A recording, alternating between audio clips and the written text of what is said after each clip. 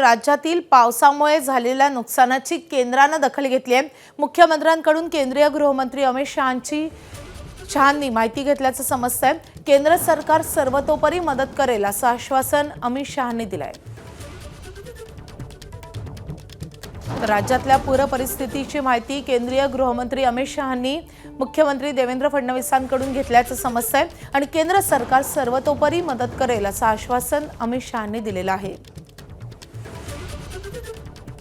तर गेले 4 ते 5 दिवस सुरू असलेल्या सततच्या मुसळधार पावसामुळे अनेक भागात पूरस्थिती निर्माण झाली आहे। मग तो रायगडचा परिसर असो, वसई विरार असो की पालघर असो, अगदी तिकडे पुण्याच्या घाटमाथ्यावरही पूरस्थिती निर्माण झालेली होती। या सगळ्या परिस्थितीच्या नुकसानाचा आढावा आता केंद्रीय गृहमंत्री अमित शहांनी घेतलेला आहे। मुख्यमंत्री देवेंद्र फडणवीस यांच्याकडून त्यांनी या पूर परिस्थितीची माहिती घेतलेली आहे आणि केंद्र सरकार सर्वतोपरी राज्याला मदत करेल असं आश्वासन गृहमंत्री अमित शहांनी दिल्याचं समजतंय।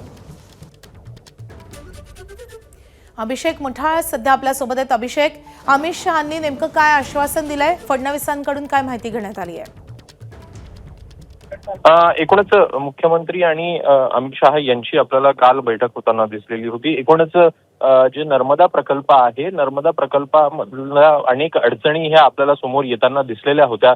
अनेक वर्ष आंदोलनं सुरू होती, सोबतच उंची वाढवल्यानंतर अनेक शेतकरी असतील किंवा अनेक गावं असतील ती पाण्याखाली जाताना दिसली होती आणि त्यासाठी प्रामुख्यानं या बैठकीचं नियोजन करण्यात आलेलं होतं, ज्यामध्ये गुजरात असेल, राजस्थान असेल, मध्य प्रदेश असेल आणि महाराष्ट्राचे मुख्यमंत्री या बैठकीसाठी दाखल झालेले होते। प्रामुख्यानं 5 TMC जे एकूण जो पाणीचा साठा आहे तो आपल्याला या नर्मदा प्रकल्पाच्या अंतर्गत मिळताना दिसणार आहे आणि उकई प्रकल्पामधनं 5 TMC असे एकूण 10 TMC पाणी जे आहे ते महाराष्ट्राच्या वाट्याला आपल्याला येताना दिसेल।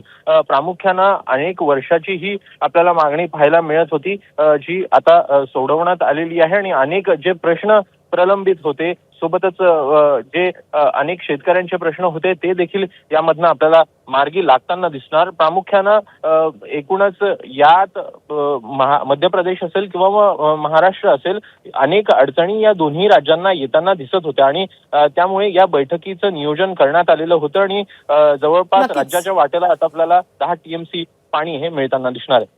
अभिषेक, धन्यवाद या सगळ्या सविस्तर माहितीसाठी। एबीपी माझा, उघडा डोळे बघा नीट।